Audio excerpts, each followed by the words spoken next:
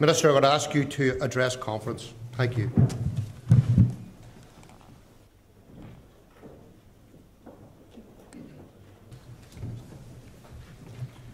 Chairman, I welcome this opportunity to address this conference in what you've just reminded members is my second year as Minister of Justice. And as you've pointed out, this conference takes place against a difficult backdrop, not only of the violence of East Belfast last week, but also of the brutal murder of Constable Ronan Kerr on the 2nd of April. Constable Kerr's murder shocked and horrified people, not just in Northern Ireland, but literally around the world. His murder was rightly condemned without reservation across the political spectrum. Those responsible are determined to use violence to achieve their political aims and to cause division. And I believe they will not achieve this because the community will continue to stand together, as was witnessed by the attendance from across the political and religious spectrum from across the border at Ronan's funeral.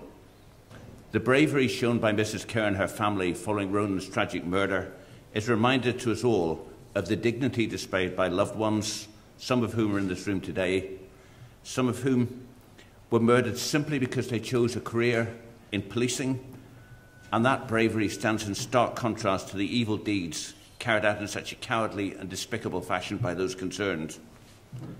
Ronan Kerr joined the Police Service of Northern Ireland because he wanted to make a difference. I commend his courage and commitment and the dedication of all his colleagues in this room and outside it, who continue to work to make the people of Northern Ireland safer, despite the very serious threat from terrorists. And Mrs. Kerr's poignant statement following Ronan's murder captured the mood of the people of this region when she said, "We don't want to go back into the dark days again of fear and terror. We were so proud of Ronan and all that he stood for. Don't let his death be in vain." This is the challenge facing us all of us, as we seek to tackle the severe security threat.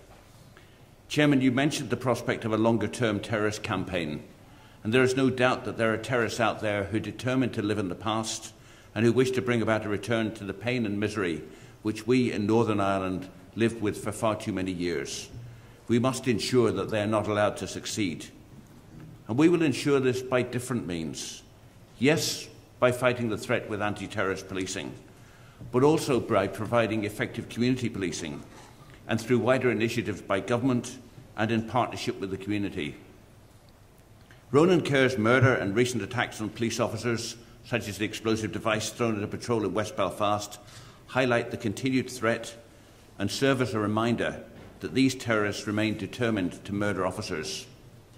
And I know from talking to officers at all levels throughout the service that despite understandable concerns regarding personal safety, there's a determination to continue to serve the community. I've had the privilege in this last year of visiting police officers and police stations right across Northern Ireland. I attended the most recent graduation ceremony at Garnaville, and I see clearly a demonstration of courage and resilience that the people of Northern Ireland have come to expect, and that's exemplified in the success in disrupting and arresting and charging those involved in terrorism. Quite simply, without the work that you and your fellow officers do, there would have been many more attacks and fatalities in recent months.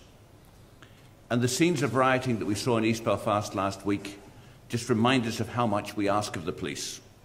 We ask you to stand between those who would use violence against each other and against the public at large, in the knowledge that they will often turn their violence on you. I commend the actions, Terry, of your members in responding to the disorder.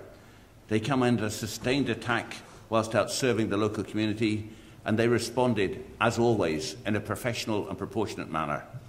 I know that a number of officers sustained injuries last week, and I'm thankful that none of these was serious.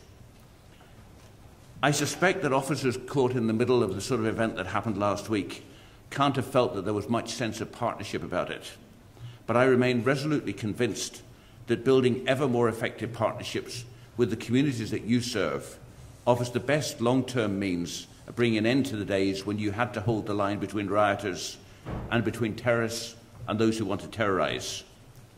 We, and when I say we, I mean the entire policing and justice community, have to continue to engage with the wider community. We have to create confidence that we are driven by a desire to secure the safety of the public. We cannot only fight, we have to cooperate and communicate as well. Because policing within the community remains our goal, the tactics of policing need to be considered as part of a strategy for peace. The lengths to which the Police Service of Northern Ireland has gone to deliver that goal has been remarkable. So much of what you said, Chairman, resonates with me when you speak of the work of the police and the achievement of the service and how it stands comparison with the best in the world. And that is why it's so vitally important that the achievements in recent years are not pushed aside while the fight against terrorists continues. Let me make it clear that nor do I believe that we should be demanding again and again the police are the one means by which society both fights terrorism and restores society. For now, the PSNI are, in many places, the driving force behind transformation and restoration. It may be because you're best equipped, best informed, best motivated. It may be that police officers just have to make sure that something gets done, and it ends up that they do it themselves. There remains a serious challenge to bring Northern Ireland to a place where the police are not being required to be the nursemaids of change. I am determined that the Department of Justice plays its part with energy and with dedication to make the community safer. And a large part of our role is to bring in our colleagues in other departments and in their arm's-length bodies. And I'm pleased to say that recently we've begun to make some real progress in that regard.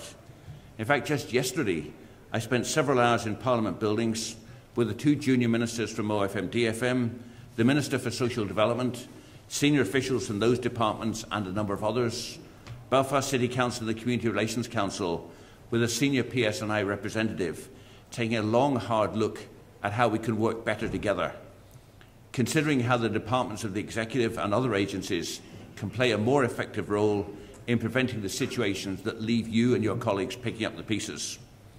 One of the initiatives that we discussed was collaborative working in disadvantaged areas. To tackle the threat of terrorism effectively, we need to both deal with the here and now and take steps to prevent another generation of young people becoming involved in terrorism. This means providing positive alternatives for our young people. It means investing energy and resources towards those areas of greatest need in our society. And to this end, government departments and agencies are investing significant resources towards summer intervention and at diverting mostly young people away from public disorder at times of heightened tension. But while summer interventions have an important role to play, by definition they're just a short-term fix, not a long-term solution. Interventions need to be more sustainable, and a significant piece of work is currently being led by the Departments of Justice and Social Development, along with the Police Service, based on the premise that communities in areas of greatest deprivation tend to suffer disproportionately from higher levels of crime, disengagement from society, and community division. This work aims to strengthen collaborative working in areas of multiple disadvantage. It is about improving the quality of life by coordinating efforts across all sectors, by more effective targeting of interventions, and enhanced engagement with communities. It is inevitably a long-term approach, but if we get it right, then we will improve the life chances of our young people and channel their skills in a positive way.